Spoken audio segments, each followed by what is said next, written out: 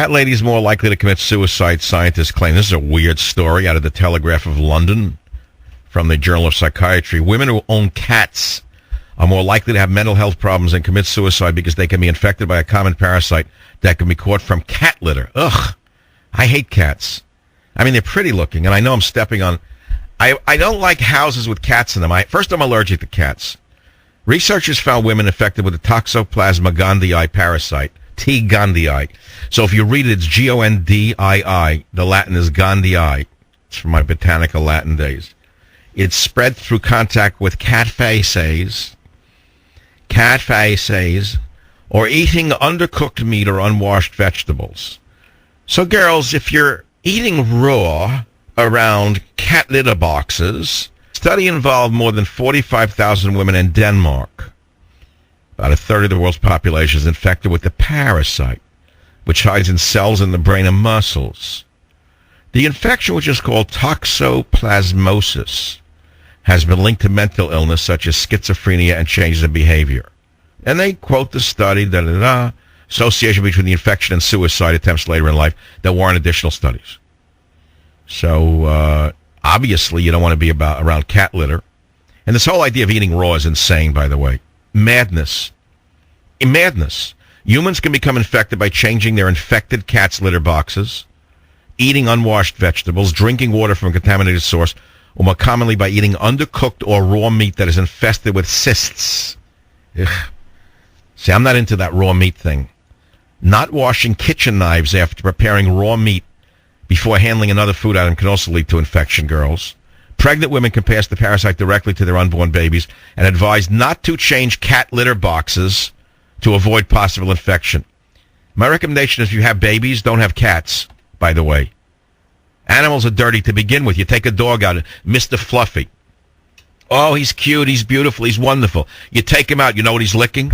You have any idea what he's doing with that mouth of his? Oh, look at me. Look how cute. Then you take him in the bed with you after he stuck his nose in the most disgusting thing on the earth. I mean, the Muslims are not wrong in some ways, you know. And they're filthy animals. So, I mean, when I take my little guy out, even after a bath, the first thing he does is ruin the bath. Makes himself a horror. 2 minutes, he's dirty again.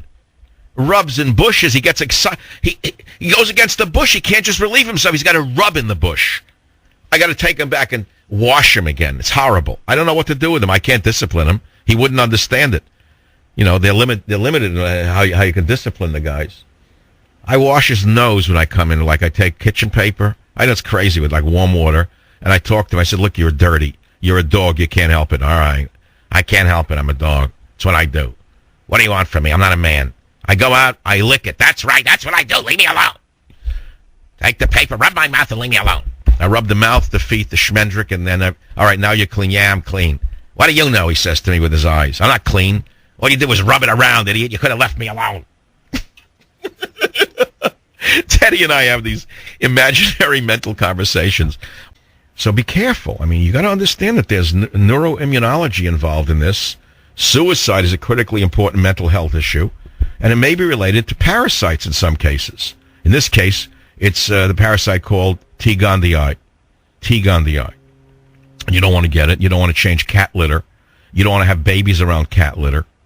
And that's common sense. I myself am a dog person.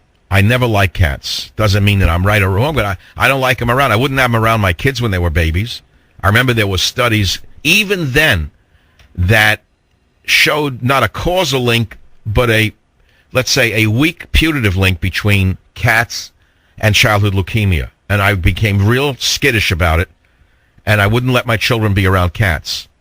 Now, whether there was any truth to it is irrelevant. What's relevant is that the cat litter boxes are disgusting to have in a house. They're disgusting. And every time you bend over to clean one of those things, you're taking a chance of losing your marbles. Now, it's true that dogs also carry communicable diseases, but there's hardly an article about that. But, yeah, all right. But the difference is dog feces are not kept in the house like a cat's are. Okay? Let's be clear here. Dog is overt, cat is covert. That's how I define it. I like a dog because, there it is, he lifts his leg, it's over with. Cat's always hiding. Cat always hides their waist. Dog is right out there. I don't like, go right out, drop, and that's it. Go out with the dog, bingo. Cat always like looks at you, like sneaks away and does its thing. But look, if you lived in 1492 and you had a barn full of grain without which your family would have died, certainly you had cats around to keep the rats down. But what do you need one for now? What do you need a cat in the house for?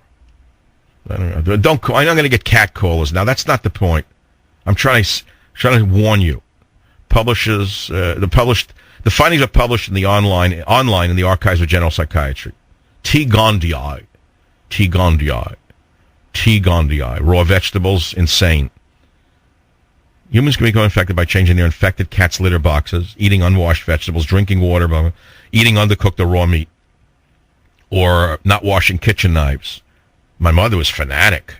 Every time she used an implement in the kitchen, it was like drenched in boiling water. She was right. Pregnant women can pass the parasite directly to their unborn babies and are advised not to change cat litter boxes to avoid possible infection. All right, we've covered that.